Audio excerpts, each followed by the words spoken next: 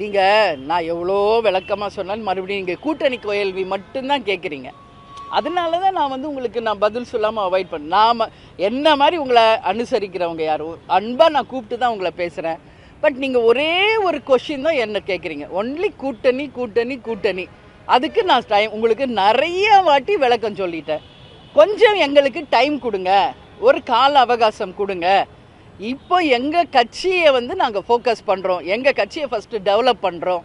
அதுக்கப்புறம் அதுக்கான டைம் வரும் பொழுது உறுதியாக யாருடன் கூட்டணி, எத்தனை தொகுதி, யார் வேட்பாளர் எல்லாமே உங்ககிட்ட நான் உங்ககிட்ட சொல்லாமல் நான் யார்கிட்ட சொல்ல போகிறேன் சொல்லுங்கள். ஃபஸ்ட்டு உங்ககிட்ட தான் உங்களை தான் அழைச்சி சொல்லுவோம், அதில் மாற்று கருத்தே கிடையாது. அதனால் கூட்டணி பற்றி கேள்வி இப்போ வேண்டாம். அதுக்காக ஒரு டைம் லிமிட் எனக்கு தேவைப்படுது. அதுக்காக நீங்களும் அந்த கேள்வியை அவாய்ட் பண்ணிக்கங்கன்னு நான் கேட்டுக்கிறேன். இல்லைங்க, இது வரைக்கும் எங்களுக்கு அழைப்பு வரலைங்க. வந்தால் உங்களுக்கு சொல்கிறேங்க.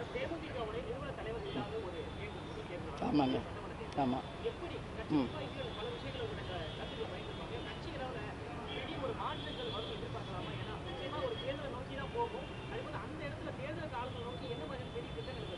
இல்லை, கேப்டன் இல்லாமல் எங்கள் அத்தனை பேருக்கும் ஒவ்வொரு நாளுமே எங்கள் அத்தனை பேருக்குமே அது மிக மிக ஒரு கடினமான காலமாக தான் நாங்கள் பார்க்குறோங்க. தேர்தலுக்காக மட்டுமே கிடையாதுங்க, இது நாங்கள் எல்லாரும் வாழ்ந்த காலம்.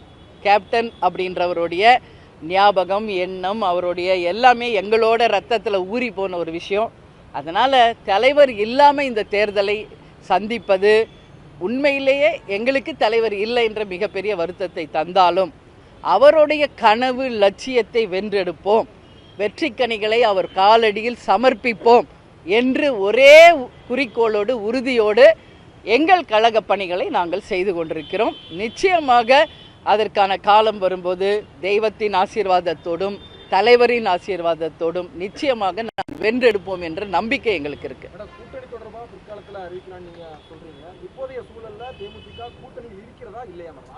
அதையும் உங்ககிட்ட கிளியரா சொல்லிட்டேன். எங்களுக்கு ஒரு டைம் வேணும், எந்த கட்சியில் நாங்கள் கூட்டணியில் இருக்கிறோம் இல்லை அப்படிங்கிறத நாங்கள் சொல்ல எங்களுக்கு கொஞ்சம் டைம் கொடுங்க. ஏன்னா ஒரு 6 months எங்கள் கட்சியை நாங்கள் ஃபோக்கஸ் பண்ண வேண்டியிருக்கு. January 9th எங்களோட மாநாடு இருக்குது.